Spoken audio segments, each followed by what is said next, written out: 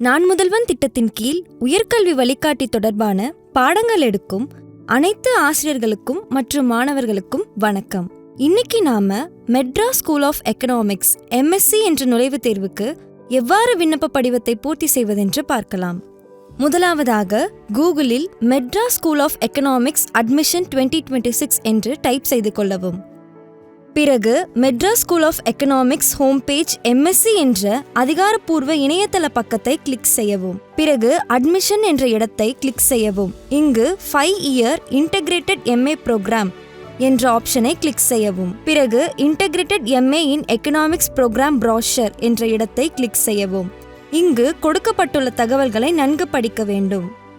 பிறகு integrated MA in economics programme admission notice 2026 என்ற இடத்தை கிளிக் செய்யவும். இங்கு MSE உடைய இம்பார்ட்டன்ட் டேட்ஸ் கொடுக்கப்பட்டிருக்கும், அதை கவனமாக படிக்க வேண்டும். பிறகு ஆன்லைன் அப்ளிகேஷன் ஃபார்ம் என்ற பட்டனை கிளிக் செய்யவும். பிறகு click here for new registration என்ற பட்டனை கிளிக் செய்யவும். அடுத்தபடியாக பேசிக் இன்ஃபர்மேஷன். இங்கு click here for important points to be noted என்ற இடத்தை கிளிக் செய்யவும். இங்கு உள்ள முக்கிய தகவல்களை படிக்க வேண்டும். ஃபர்ஸ்ட் நேம் என்ற இடத்தில் மாணவரின் பெயரை 10ஆம் வகுப்பு சான்றிதழில் உள்ளவாறு குறிப்பிட வேண்டும். கன்ஃபர்ம் ஃபர்ஸ்ட் நேம் என்ற இடத்தில் மாணவரின் பெயரை மீண்டும் ஒரு முறை குறிப்பிட வேண்டும். மாணவருக்கு மிடில் நேம் மற்றும் லாஸ்ட் நேம் இருந்தால் குறிப்பிட வேண்டும். பிறகு மொபைல் நம்பர் என்ற இடத்தில் நாம் தற்போது பயன்பாட்டில் வைத்திருக்கக்கூடிய தொலைபேசி எண்ணை குறிப்பிட வேண்டும். கன்ஃபர்ம் மொபைல் நம்பர் என்ற இடத்தில் நம்முடைய தொலைபேசி எண்ணை மீண்டும் ஒரு முறை குறிப்பிட வேண்டும். Alternate number, mobile number or landline number என்ற இடத்தில் நாம் முன்னதாக குறிப்பிட்ட மொபைல் எண்ணுக்கு மாற்றாக வேறு செல்லுபடியாகும் மொபைல் எண்ணை குறிப்பிட வேண்டும். இமெயில் ID என்ற இடத்தில் மாணவரின் மின்னஞ்சல் முகவரியை குறிப்பிட வேண்டும். டொமைன் நேம் என்ற இடத்தில் gmail.com என்று குறிப்பிட வேண்டும். கன்ஃபர்ம் இமெயில் ID என்ற இடத்தில் மாணவரின் மின்னஞ்சல் முகவரியை மீண்டும் ஒரு முறை குறிப்பிட வேண்டும். செக்யூரிட்டி கோட் என்ற இடத்தில் திரையில் தோன்றும் கேப்சாவை குறிப்பிட வேண்டும். பிறகு சேவ் அண்ட் நெக்ஸ்ட் என்ற பட்டனை கிளிக் செய்யவும். அடுத்தபடியாக OTP வெரிஃபிகேஷன். முதலாவதாக செக்யூரிட்டி கோட் என்ற இடத்தில் உள்ள கேப்சாவை என்டர் செய்து மொபைல் நம்பருக்கு நேர் எதிரில் உள்ள சென்ட் OTP என்ற பட்டனை கிளிக் செய்யவும். நாம் குறிப்பிட்ட மொபைல் எண்ணுக்கு OTP அனுப்பப்பட்டிருக்கும், அதை என்டர் செய்து enter the OTP to verify என்ற இடத்தில் பதிவு செய்யவும். பிறகு வெரிஃபை OTP என்ற பட்டனை கிளிக் செய்யவும். செக்யூரிட்டி கோட் என்ற இடத்தில் உள்ள கேப்சாவை என்டர் செய்து இமெயில் IDக்கு நேர் எதிரில் உள்ள சென்ட் OTP என்ற பட்டனை கிளிக் செய்யவும். நாம் குறிப்பிட்ட இமெயில் IDக்கு OTP அனுப்பப்பட்டிருக்கும், அதை enter the OTP to verify என்ற இடத்தில் பதிவு செய்ய வேண்டும். பிறகு வெரிஃபை OTP என்ற பட்டனை கிளிக் செய்யவும். அடுத்தபடியாக ஃபோட்டோ அண்ட் சிக்னேச்சர். இங்கு guideline for scanning the photograph and signature என்ற இடத்தில் கிளிக் செய்து இங்கு நாம் புகைப்படம் மற்றும் கையொப்ப புகைப்படத்தை எவ்வாறு பதிவேற்றம் செய்ய வேண்டும் என்று கொடுக்கப்பட்டிருக்கும், அதை கவனமாக படித்துவிட்டு சூஸ் ஃபைல் என்ற இடத்தில் ப்ரௌஸ் என்ற பக்கத்தை கிளிக் செய்யவும். இங்கு நம்முடைய சமீபத்திய புகைப்படத்தை பதிவேற்றம் செய்ய வேண்டும். பிறகு கேப்சர் போட்டோ என்ற இடத்தில் கிளிக் செய்ய வேண்டும். இங்கு நாம் நேரலையில் நம்முடைய புகைப்படத்தை பதிவேற்றம் செய்ய வேண்டும். பிறகு I confirm that this is my valid photograph and also agree to above mention date என்ற செக் பாக்ஸில் கிளிக் செய்ய வேண்டும். பிறகு scanned signature of the candidate என்ற பக்கத்தில் ப்ரௌஸ் என்ற இடத்தில் கிளிக் செய்து நம்முடைய கையொப்ப புகைப்படத்தை பதிவேற்றம் செய்ய வேண்டும். பிறகு I confirm that this is my valid signature and also agree to above mention note என்ற இடத்தில் உள்ள செக் பாக்ஸில் கிளிக் செய்ய வேண்டும். பிறகு நெக்ஸ்ட் என்ற பட்டனை கிளிக் செய்யவும். அடுத்தபடியாக பேசிக் டீடைல்ஸ். அட்மிஷன் ப்ரோக்ராம் என்ற இடத்தில் 5 years integrated MA in economics with exit option in 3 years of BA Honours and 4 years of leading to an MA in economics up to completion of the full 5 years என்ற ஆப்ஷனை click செய்யவும். Category என்ற இடத்தில் நாம் எந்த வகுப்பை சார்ந்தவர்கள் என்பதை குறிப்பிட வேண்டும். நாம் BC, BCM, MBC, DNC வகுப்பை சார்ந்தவராக இருந்தால் OBC, NCL என்பதை மட்டுமே குறிப்பிட வேண்டும். Are you a person with benchmark disability of 40% and above என்ற இடத்தில் மாணவர் மாற்றுத்திறனாளி மாணவராக இருக்கும் பட்சத்தில் 40% அல்லது அதற்கு மேற்பட்ட அளவில் மாற்றுத்திறனாளி தகுதி கொண்டவரா என்று கேட்கப்பட்டிருக்கிறது. இருந்தால் எஸ் என்றும் இல்லை என்றால் நோ என்றும் குறிப்பிட வேண்டும். நாம் மாற்றுத்திறனாளி மாணவராக இருக்கும் பட்சத்தில் கீழ்கொண்ட தகவல்களை உள்ளீடு செய்ய வேண்டும். Are you suffering from cerebral palsy and your writing speed is affected? இங்கு நீங்கள் செரிப்ரல் பால்சி நோயால் பாதிக்கப்பட்டவரா, மேலும் உங்களுக்கு எழுதும் வேகம் பாதிக்கப்பட்டுள்ளதா என்ற கேள்விக்கு ஆம் என்றால் எஸ் என்றும் இல்லை என்றால் நோ என்றும் குறிப்பிட வேண்டும். If yes, do you need compensatory time at the time of examination என்ற இடத்தில் தேர்வு நேரத்தில் கூடுதல் நேரம் தேவைப்படுகிறதா என்று கேட்கப்பட்டிருக்கிறது. ஆம் என்றால் எஸ் என்றும் இல்லை என்றால் நோ என்றும் குறிப்பிட வேண்டும். Whether your dominant writing hand is affected என்ற இடத்தில் உங்கள் முக்கியமான எழுதும் கை பாதிக்கப்பட்டுள்ளதா என்ற கேள்விக்கு நாம் ஆம் என்றால் எஸ் என்றும் இல்லை என்றால் நோ என்றும் குறிப்பிட வேண்டும். If yes, do you need compensatory time at the time of examination என்ற இடத்தில் தேர்வு நேரத்தில் கூடுதல் நேரம் தேவைப்படுகிறதா என்று கேட்கப்பட்டிருக்கிறது. ஆம் என்றால் எஸ் என்றும் இல்லை என்றால் நோ என்றும் குறிப்பிட வேண்டும். Do you intend to use the service of a scribe என்ற இடத்தில் உங்களுக்கு தேர்வு எழுத உதவும் நபர் தேவைப்படுகிறதா என்று கேட்கப்பட்டிருக்கிறது.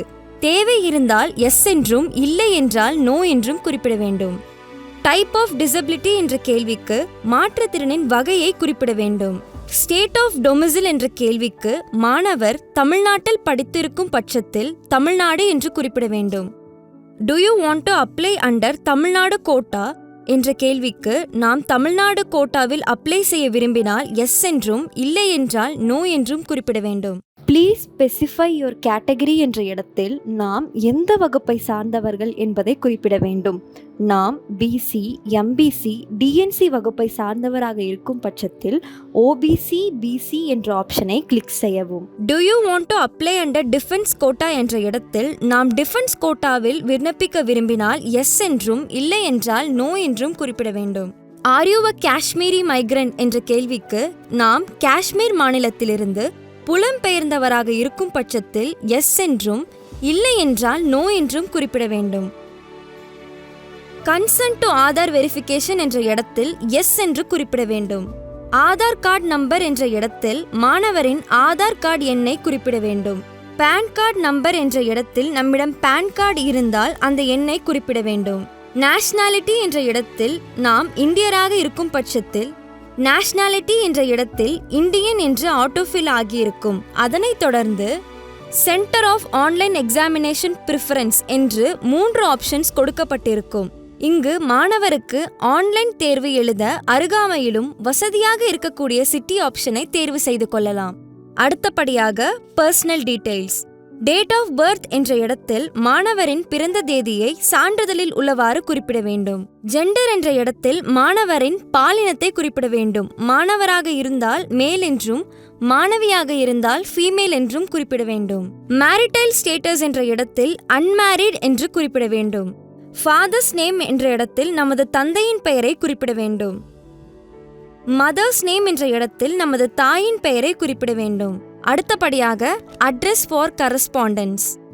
இங்கு நமது வீட்டின் முகவரியை நாடு, மாநிலம், மாவட்டம், பின்கோடு உள்ளிட்ட விவரங்களோடு குறிப்பிட வேண்டும்.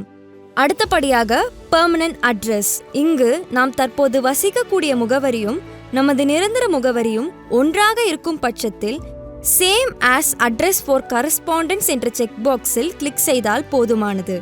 2 முகவரியும் வெவ்வேறாக இருந்தால் நமது நிரந்தர முகவரியை குறிப்பிட வேண்டும். அடுத்தபடியாக பேங்க் டீடைல்ஸ். இங்கு அக்கவுண்ட் ஹோல்டர் நேம் என்ற இடத்தில் மாணவரின் பேங்க் பாஸ்புக்கில் குறிப்பிட்டுள்ள பெயரை குறிப்பிட வேண்டும்.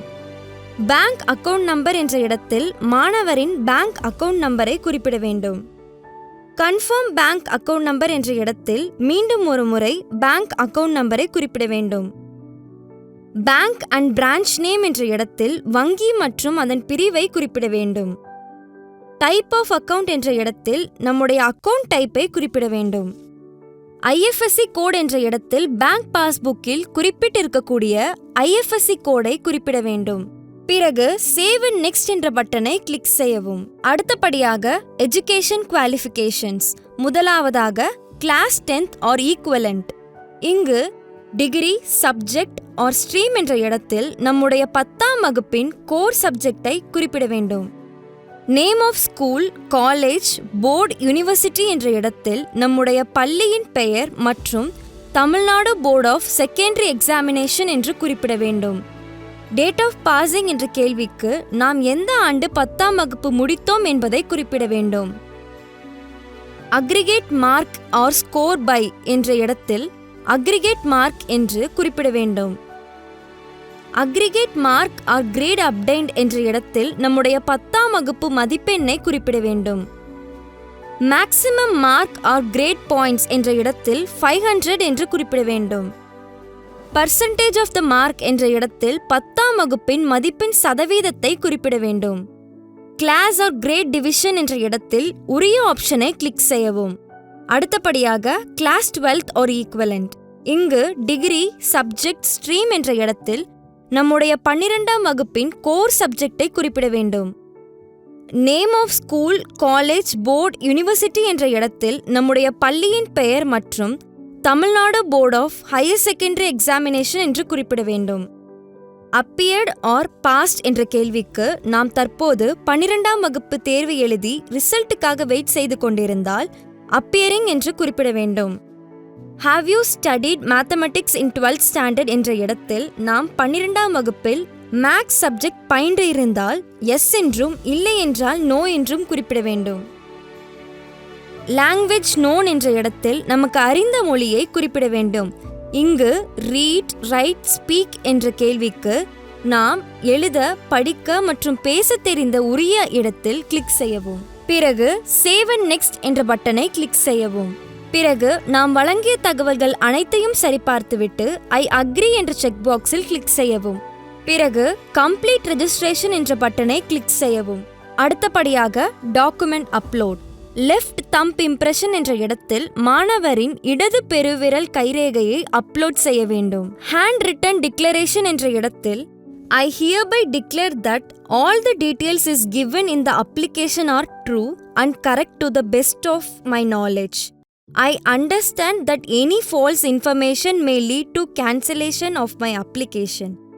I agree to follow all the rules and guidelines of the institution or organization என்று மாணவர் கைப்பட எழுதி சைன் செய்து அப்லோட் செய்ய வேண்டும்.